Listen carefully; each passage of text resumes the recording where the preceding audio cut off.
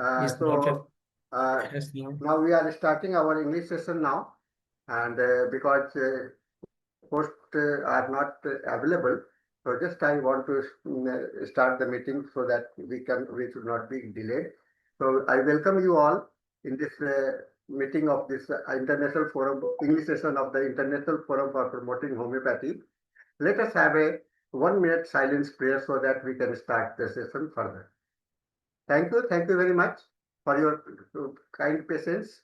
As you know that this International Forum for Promoting, which is now about to complete 1800 days, it is a very marathon milestone for the marathon run for the homeopathy, which I think none of the platform had reached to this level. And this is very wonderful things that we are communicating from all over the world. We are getting the participants as well as the speakers from all over the world. In today's session, Dr. Amal Chandra is our speaker, and he is going to talk about his topics. I am not aware because I don't have the biodata present with him. So let Dr. Amal Chandra introduce himself and speak about his topic also. Dr. Amal Chandra, you can start your session now. Dr. Amal Chandra, you are present in the meeting. Amal Chandra is about to join the session. So I think Dr. Ganesh, you are the host, so you can make him Yes, I have seen, sir. Yes, sir, we can talk about our only that they are not familiar with the biodata. And what is his topic? Can you tell me, Dr. Ganesh? Arthritis. He's talking about today. 1 minute. He's talking about?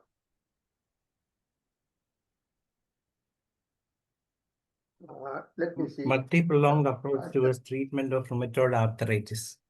I'm just trying to see the. He's about to join. I think Dr. Amal Chandra, he will be talking about the doctor. I got the biodata.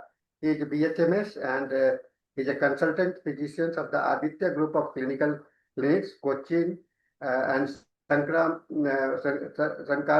Medical Center, Himalaya Base Camp, Uttarakhand. He was the prize winner for the Neuropediatric Festival during the held in Delhi in Apollo Hospital. He has taken presentations in the various subjects in different language at different stages.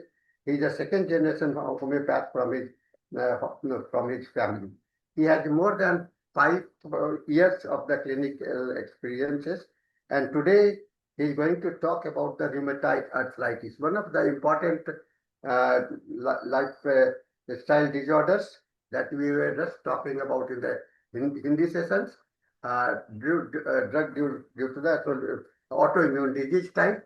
So I think a multi-pronged approach towards the treatment of multi-layered and long-lasting states of the rheumatoid arthritis. So welcome, yes, Dr. Amal Chandra. I see you now, your photographs, and yes, welcome you.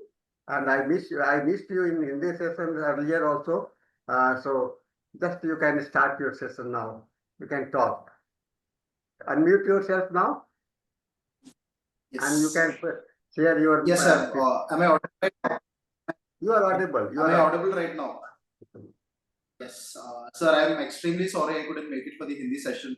It was actually an issue of miscommunication, and that day I did not have access to network. So I'm really sorry for that. We will punish you with another session. We'll do that, sir. No problem. Okay, so you can start now. You can start. Yeah, thank you, sir, for that introduction. So my topic here is multi-pronged approach towards RA.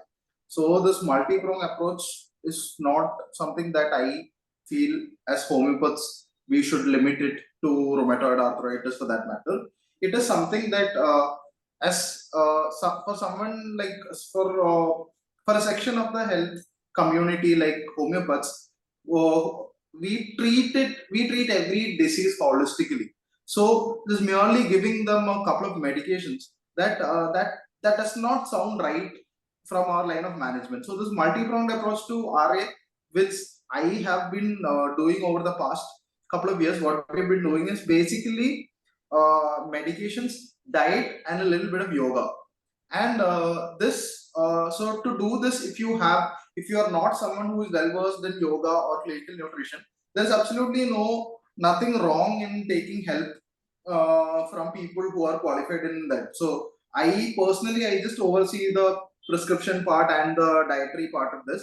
The yoga, we do have someone here who will take care of that particular aspect of it. So this is our multi-pronged approach towards rheumatoid arthritis. I would generally start. So to start our topic, let's discuss a little bit about rheumatoid arthritis. So obviously, nobody here is unfamiliar with it. It can have joint pain, for that matter, can have multiple causes: inflammation, cartilage degeneration, crystal deposition, infection, and trauma. So, to determine their presence and to localize the source of the joint symptoms, that is how the differential diagnosis is generated. The last part of history and physical examination has to be done.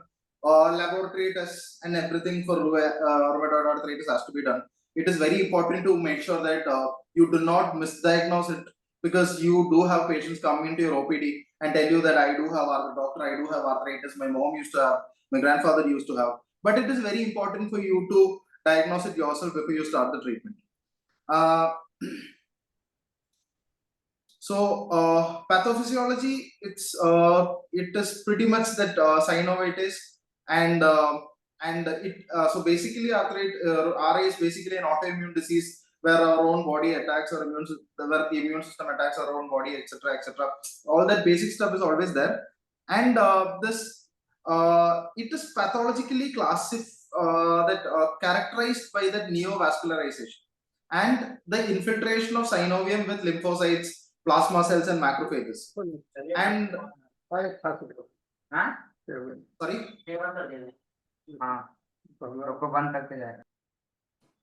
Hello.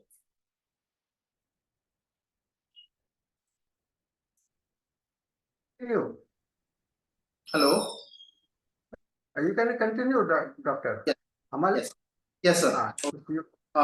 So the synovium that has gotten inflamed, it can get infiltrated, and it can often erode that intra-articular bone and cartilages. So, and like being homeopaths, you are all very well aware about why it is important for us to differentiate between where the pain is exactly located, whether it's in the bony prominences or in the cartilages, etc.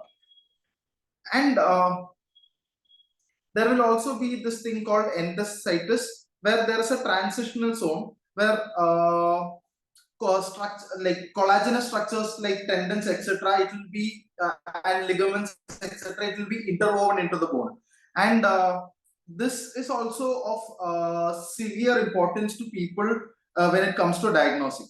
And as a result of these inflammations, the radially oriented collagen fibers undergo metaplasia, forming fibrous bone. I will not, and as a result, even secondary synovitis may develop because of this. And obviously, once the pathology progresses, you're all aware of the fact that crystal deposition might occur, and it will mostly be monosodium urate, calcium pyrophosphate, etc. Calcium phosphate also is a deposit, and it is localized to the bursa or tendon sheath adjacent to the joint, or maybe widespread. It can either be localized to this particular area, or it could be widespread. Calcium pyrophosphate crystal deposition is also possible in the pathophysiology of RA. And what happens is sometimes these crystals get shedded. So shedding of these crystals into the interjoint space, it may trigger an acute inflammatory arthritis. It is known as pseudo gout. I'm just brushing up all these knowledges. I'm 100% sure everybody else here is aware of all this. And this synovium that we spoke about, it might become the seat of, it might become that, it provides that podium for that acute and chronic infections, bacterial, fungal, viral, etc.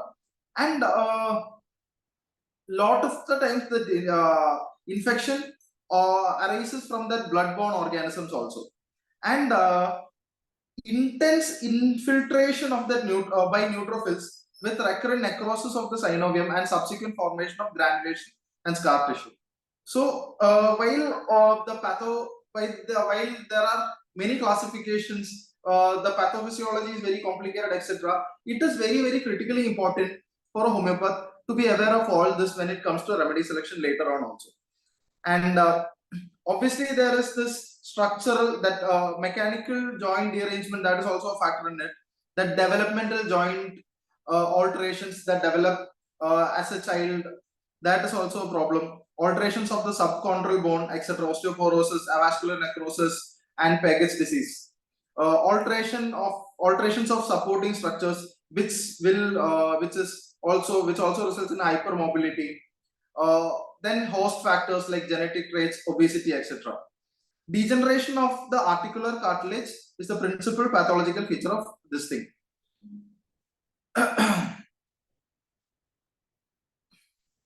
So now let's just move on to the symptoms. And while there is genetic factor, there is environmental factor and everything, etc. I feel like your metabolism is also, I know that there is absolutely no clinical, there is no clinical significance, there is no evidence, etc. But I feel your metabolism also comes into play when it comes to RI. So if you are a kid who, if you're treating children who are in the adolescent ages, that adolescent era, if you involve them in sports or other co-curricular activities like dances or anything that enhances their metabolism, I've always felt like that can actually help endocrine regulation in multiple ways. Not only will it increase their metabolism, in such conditions also it can benefit positively. So the symptoms. So the pain is obviously inflammatory in nature. It is present both at rest and with motion. It will obviously, like, it will be higher and it will be greater in the mornings. That stiffness in morning on waking up, etc. And sometimes it could be non-inflammatory also. It occurs only during motion and improves quickly with rest, etc. And in this case, the pains that arises from small peripheral joints tend to be more accurately localized than the pains that arise from the large proximal joints. And stiffness, especially with inflammatory arthritis, stiffness is present upon waking and typically lasts around half an hour to 1 hour. These are all red line symptoms, and I don't think anybody needs any introduction about this. And while that is the case with inflammatory arthritis, with the case of non-inflammatory arthritis, stiffness is experienced comparatively for a much lesser period of time, say for about 10 to 15 minutes, and upon waking up in the morning or after periods of inactivity. Now moving on to the swelling, that's synovial hypertrophy, which we spoke about earlier, that the secondary synovial membrane becomes a seat for all the infection and inflammation, etc. Or inflammation of periauricular articular structures. The degree of swelling, it varies over the time period, and it also depends upon other factors. And when it comes to non-inflammatory arthritis, this formation of osteophytes leads to bony swelling, and that gnarled finger deformity and knobby knees, etc. This is seen in non-inflammatory arthritis. And mild degrees of soft tissue swelling also do occur. And while I know it's easy for us to read symptoms like this, the real challenge comes when it comes to diagnosing. Like, you examine the patient, chances are that one might not be. I have the difficulty at times when you might not be competent enough to understand what the pathology is. So that comes, obviously it comes from treating patients over a period of time. And limitation of motion, structural damage, inflammation, or contracture of the soft surrounding tissues. These are all very key important symptoms of RA. And the weakness, so now that a lot more people have started working out in this era, more people are going to gyms. We often hear the term muscle strength, muscle weakness being thrown around very easily. So it is very important for us to make a proper examination, proper assessment of whether the patient has muscle strength or not. It is often diminished around, the muscle strength is often diminished around the arthritic joint as a use of disuse atrophy, as a result of disuse atrophy. Weakness with pain suggests a musculoskeletal cause like arthritis, and fatigue is always there, etc. And then some features that obviously could help you with the diagnosis is the onset of symptoms, whether it's abrupt, or whether or whether it's over a period of time, whether some trauma has happened, whether there is crystalline synovitis, etc. And these are all critical factors when it comes to the diagnosis. Am I audible? Hello. Yes, Am I audible? Yes, please Yes. continue. Doc. Please continue. Okay. And then like the classic stuff like swan neck deformity, which everybody is aware of, where hyperextension of the proximal interphalangeal joint while the distal interphalangeal joint is flexed, or mallet finger, etc., where the deformity of distal interphalangeal joint preventing extension, etc. Deformity of the thumb. These are all symptoms.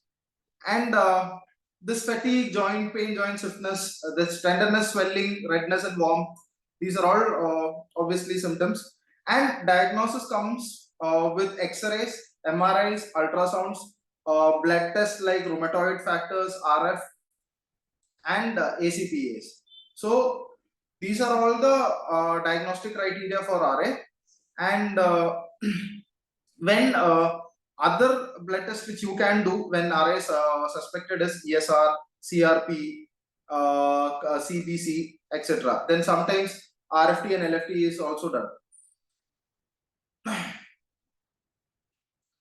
Now, moving on to the medicine part of it and how to manage it, I would say that just to give you some context, there are n number of medicines, and homeopathy being a very broad-ended, everybody practices differently. I would like to tell you about few remedies which I have used personally, and only the remedies that have got good result I'll tell you about it. And obviously, like to start with bryonia, when the pain is aggravated by motion and relieved by rest, when the patient is constantly desiring pressure, and the patient is constantly asking the nurse or the bystander to rub oil or something on top of them. That bryonia you can give, obviously 30th potency or 200th potency you can give. Lead Paul, specific in gout and rheumatism. When there is a deposit, when the affection travels from downwards to upwards, that is the lead Paul symptom. You can give the 30th or 200th potency, like starting with. It depends upon how you're treating the patient. I generally decide to go with 2 to 3 medications, potencies with maybe 1 tincture, which is how I treat. So if you're giving ledum, it is very, very important. If you see the symptom, you can start with ledum also. There will be inflammation of joints. The patient is chilly, and despite the patient being chilly, the pain is better by cold application. So the patient is irritable, desires to be alone, or alcoholism might be present, etc. And then calmia. Calmia is, I think I mentioned this during the Malayalam version of the seminar. Calmia is one of my favorite remedies when it comes to not only arthritis, when it comes to any type of pain, especially right-sided pain, when the affection travels down, while in ledum it travels upwards, in calmia it is traveling downwards. And numbness is also a very important. Calmia will have pain with palpitation of heart, but the pulse will be very slow. The pains shift rapidly, and pain in the ulnar nerve. So these are all red line symptoms of calmia. I would highly recommend calmia. It's one of my very frequently used medicines, calmia 200. Colchicum. Colchicum is also a great remedy. Obviously, like how we used to learn in college about the materia medica, where there is aversion to the smell of food, etc. the swelling of the joints will be there. It could be red or it could be pale. The albuminuria is a very important symptom of colchicum. It is again just like bryonia. Colchicum, the patient is also worse by motion and better by rest. And colchicum is also indicated in smokers who have gout or rheumatism. And colchicum, while I haven't used that frequently, I've heard that it is very effective. Then obviously the classic rust talks, recurrent attacks due to getting chilled when hot. Right now, stormy weather and all that going on here in the southern part of India, you will have that recurring attacks caused by damp weather and worse in damp climate. There is that physical restlessness, rust talks being one of the trio of restlessness. There is that physical restlessness, and it is better. The pain is better by continuous motion and ameliorated by initial motion. It gives better results in higher potency. While the other medicines that I have mentioned, I generally start with lower. Rust talks I generally start with either 1 or 10. And it is not something you cannot repeat it there is nothing of that sort.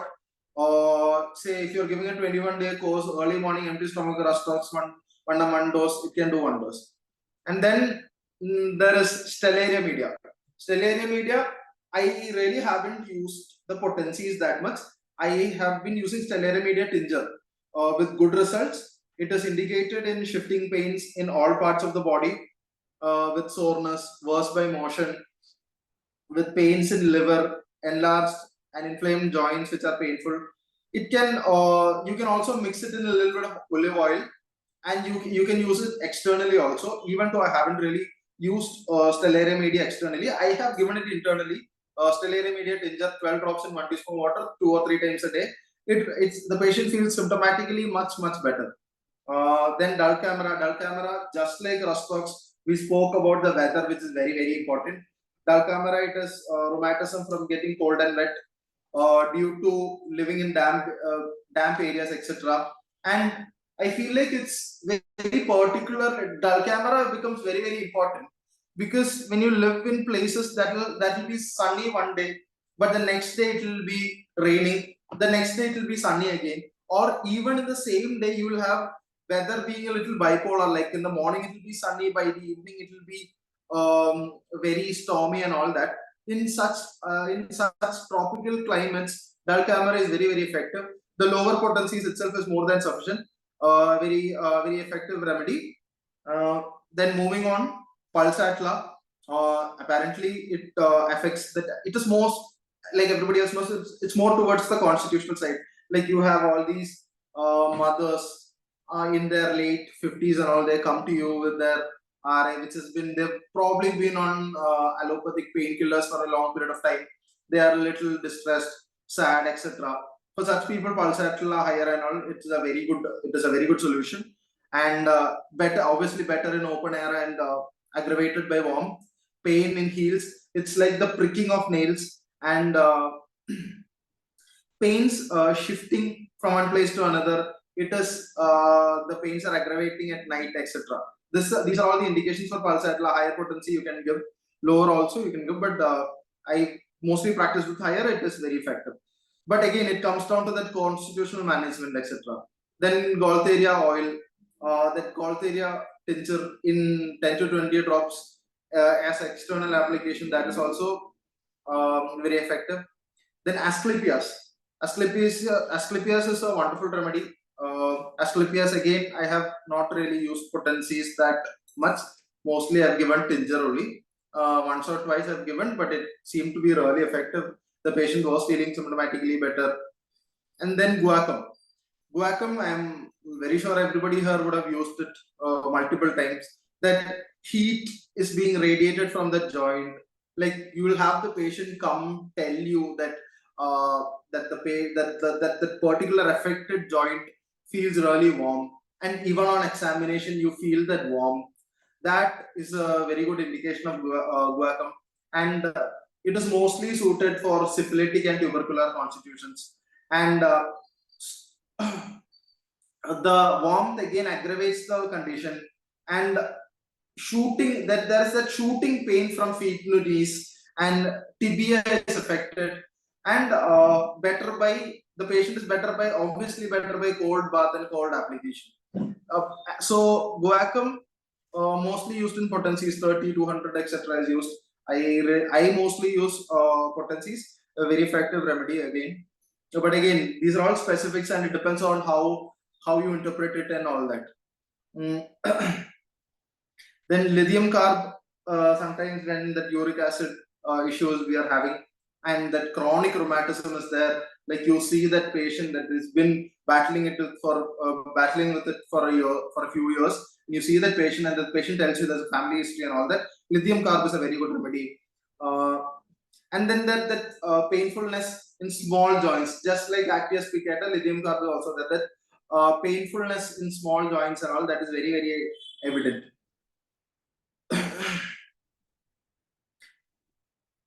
Now moving on, that like I said, all these, like I normally start, it completely depends. I'm 100% sure there is some doctor here who would probably give a single medicine and then give PL for 15 days. And then there are people like me. I prefer to give 2 or 3 medicines potencies and then 1 or 2 dilute this thing tingers after food, like that, like that. So it all depends. That interpretation might vary from person to person, but that indication, that is very, very similar, and that is something that we must hold on to. And moving on to the next medicine that is very effective, that I felt is Calicar, that stitching, stabbing, burning character of pain, that relieved by cold application. And no matter how much ever what that classic patient that comes to you and tells you, no matter whether I lie down or whether I walk or exercise, no matter what I do, doctor, the pain is not going. So in such cases, Calicar you can give. Arnica also you can think of similar indication. Patient streaks on account of pain, back pain is there, and it is also accompanied with severe weakness, and sweating is also there. If it is mostly lithium Calicar mostly given in higher potencies. I haven't really tried it lower yet, but I've given 1 like maybe 1 or 2 doses. You can give after 5 days of regular medicine. You can give 1 Calicar 1 day, and that day you can tell the patient not to take any other medicine, like that. And then calcarea carb obviously indicate, like just how we mentioned in pulsat lab, that constitutional remedy, tardy development of bony tissues. Again, like when it comes, I feel like a lot of the assessment protocols that we need to know, we need to make use of say stuff like the dynamometer. We need to make use we need to associate ourselves with, say, maybe a physiotherapist or an acupuncturist, someone like or a chiropractor, someone like that, so that we can identify a few things that will help us select the correct homeopathic remedy. They might be able to give us a better clarity, and 5 times when they come to our clinic and they assess the patient, we can learn the assessment ourselves. So that is also, I feel like, very critical when it comes to remedy selection. Just like Rustox, the pain in this remedy, it is relieved by constant walking. Calcarea carb is also similar. Then sweating, everybody would have given Calcarea carb for sweating. Again, earlier on when spoke about metabolism, Calcarea carb could be given. Magnesium ore. Magnesium ore when the pain is worse by sitting and worse by better by moving, and completely relieved by lying down. But I really haven't used magnesium ore to that extent for me to authoritatively tell you what potency to use or anything of that sort. Stricta pulmonaria, that is also very, very effective. That right side, just like Calmia, stricta is also a right side, where right shoulder blade, wrist joint, ankle, knee, anything. It is also and that it also reduces that fluid accumulation that takes place in joints. So stricta pulmonaria also you can give either in then obviously sarsaparilla, the rheumatism in psychotic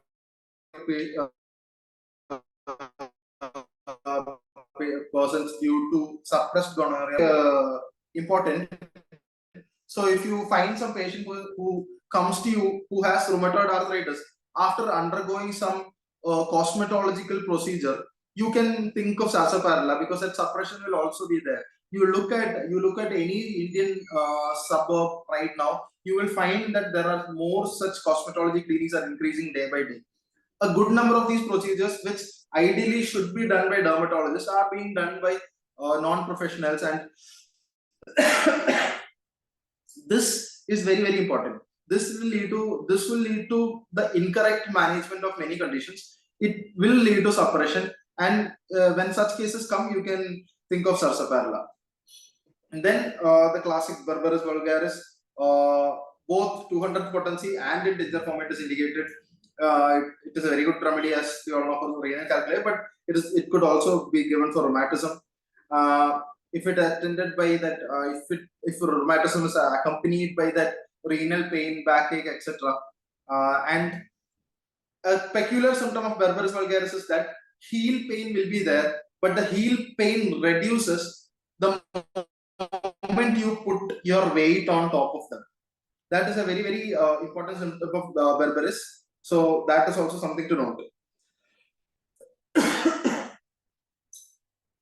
Then chelidonium tincture is normally is what we have used. Chelidonium is also very, very important remedy. That rheumatism which comes with the edema and heat, tenderness and stiffness, that the stools will be whitish in color. Pain is aggravated by the slightest movement of touch. The only relief is constant bathing by hot water. It is very important to notice the difference between hot water bag application and chelidonium. The chelidonium patient wants to be constantly bathing with hot water. Like, so if there is a heater in the washroom, they will feel relief only during the time that they are taking the shower. It's not like they can put a hot water bag and they'll feel the revelation. No, that constant heat has to be there. And chelidonium tincture is what I have used. I've heard that potency is also equally effective. You can definitely give that also a shot. Then cuprum aceticum, the tonic spasms of the right foot, very painful, etc. Cuprum acetic also, that not something that I have used personally, just reading out from the indication from what I've prepared. Then nephyllum. Nephyllum, initially I started using the tincture, but it was not giving good result. But the potency is giving very, very good result. Sciatic pain resulting from strain and alternating with numbness. It is again worse in cold and damp weather. Then moving on to the next indicated remedy, there is again eupatorium, etc.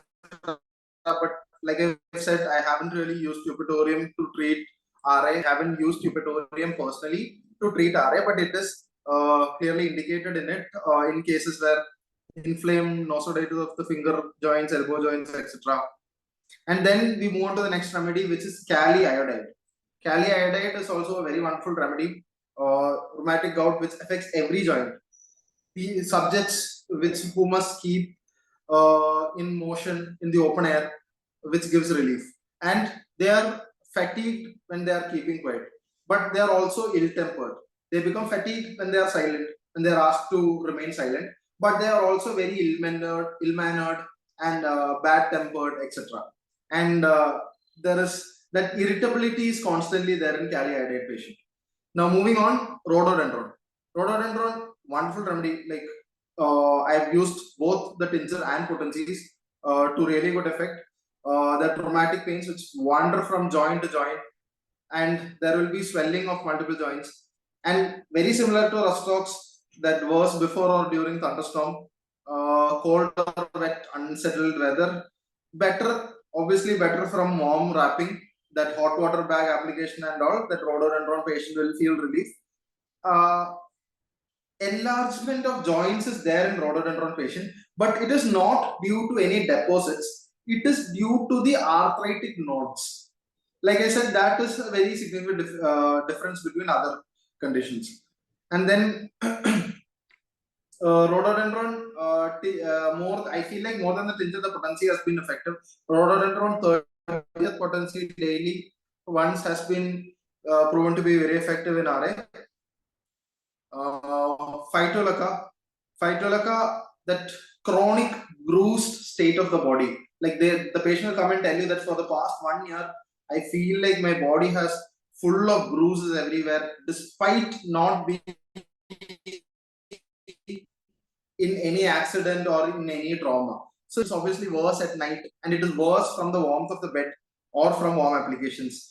The phytoleka patient, the conditions, the complaints are ameliorated by cold application, cold weather, etc.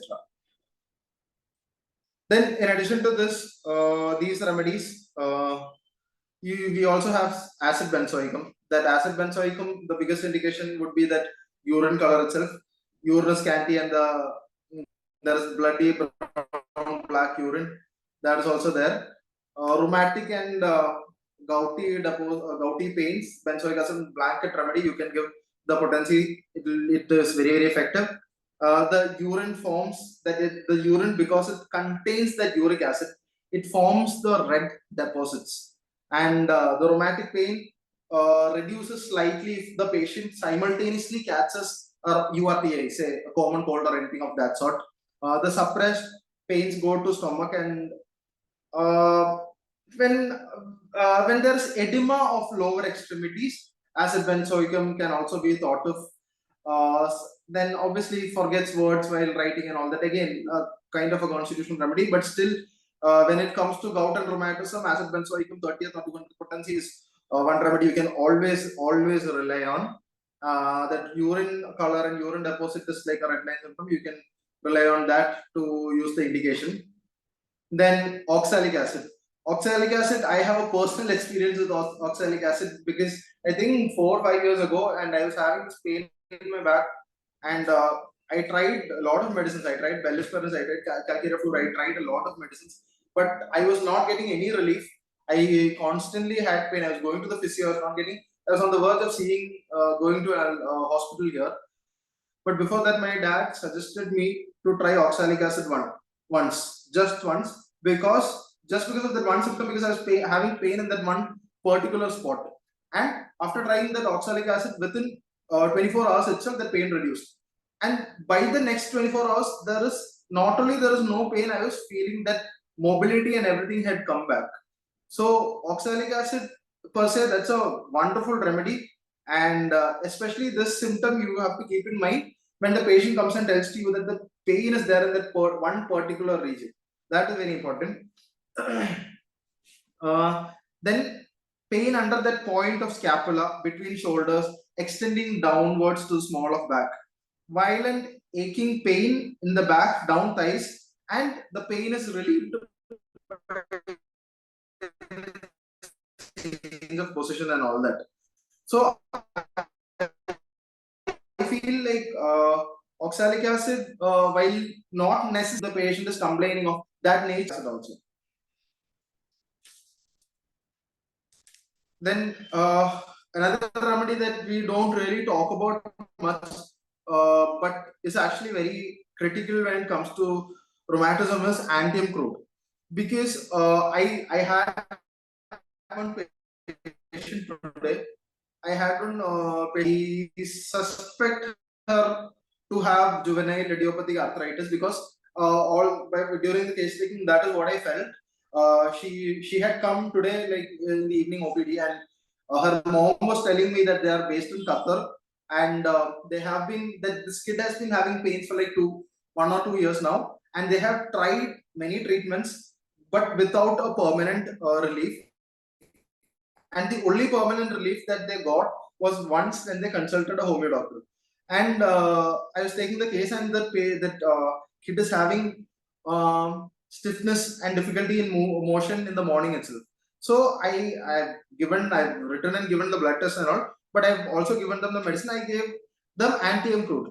The only reason why I selected antium crude is because the mother said that we don't know why, but even though she has pain in hands and legs, she also has stomach pain when she goes to school at least 2 or 3 times a week.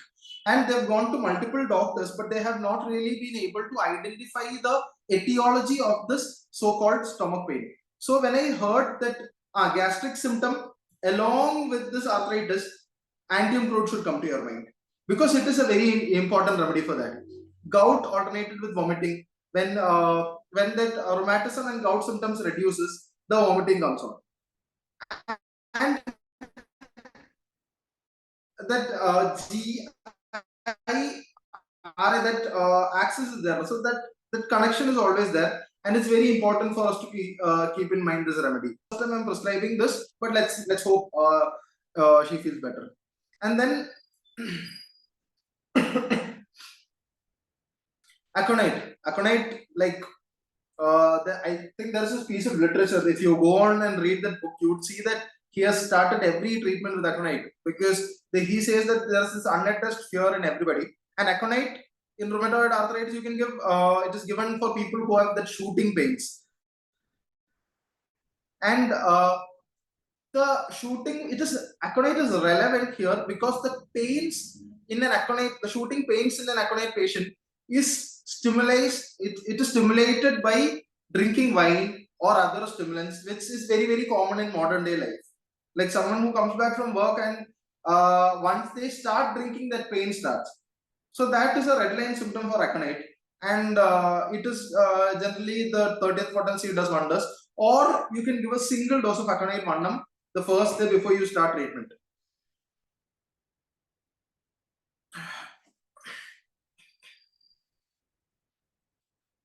Then acti aspicata, that we have already mentioned, that small joints and everything, that even a slight fatigue will lead to joint swelling. So that is pretty much, these are pretty much some of the remedies that we use. In addition to this, there are much more, like say for instance, hypericum. I think I've mentioned this in a Malayalam seminar also. I really haven't treated any patient without giving hypericum. Whenever they come to me for pain, this hypericum calmate automatically comes to my mind. These are all medicines that there will be some neural compression somewhere. It would have been left unaddressed. When the neural compression is there and it goes unaddressed and it's there for a while, that hypericum does wonders. Hypericum, you can, it is like I've only used potency. I've never used tincture of hypericum. I've used potency to wonderful effects, like especially that that injured nerve and everything. Hypericum is a wonderful remedy. I would recommend it any day. Then Merxol is also, like during my research I did find out about it, but I personally haven't used it. It is indicated in rheumatic and arthritic pain with very offensive food sweats and everything.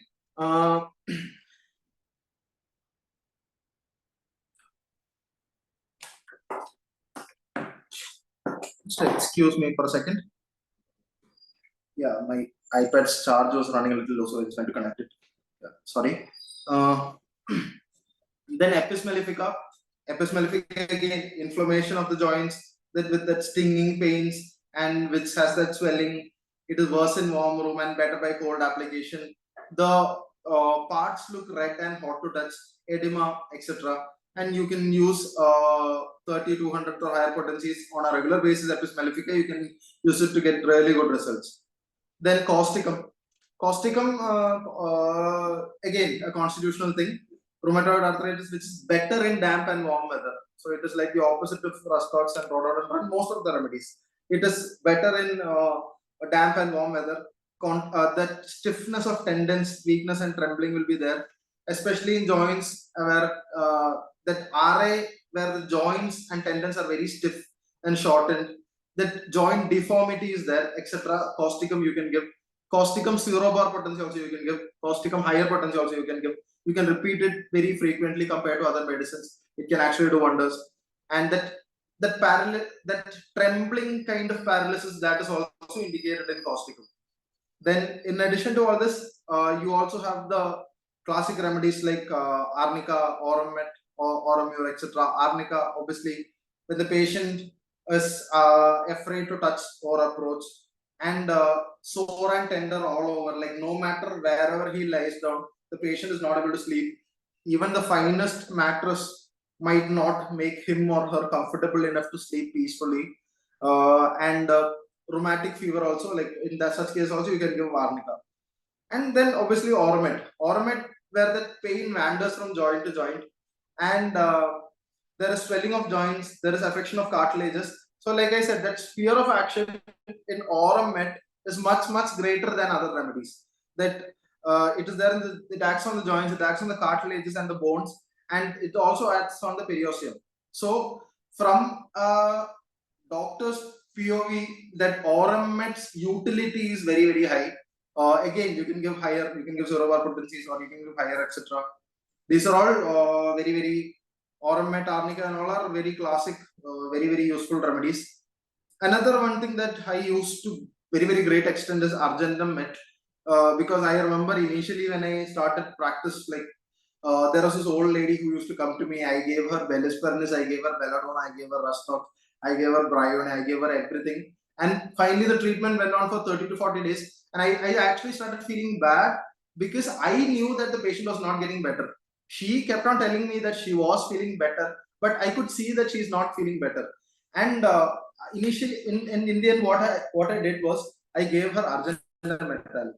And I don't know why I didn't think of Argentum Met in the first 3-4 visits, but only in the 4th or 5th visit I thought about it. With that medicine, it was a miraculous thing. That lady who had comorbidities like hypertension and diabetes, who was severely medicated, who was not responding to our treatment with other multiple medications till then, responded miraculously to Argentum Metallicum. So that that action on cartilages, for whether it's Argentum Met or Aurum Met, that is very, very important. It increases the utility of that medicines. And this is why we need to think of it, we need to keep that in mind. The legs should be weak, swelling of ankles, inflamed cartilages that infiltrate and it forms into that hard knots. We were talking about the pathology earlier, and Argentum Met is wonderful when it comes to all that. Then Artica urens. I have only given tincture form for RA. You can give 2 or 3 times a day itself. It will not only relieve the pain, that it will also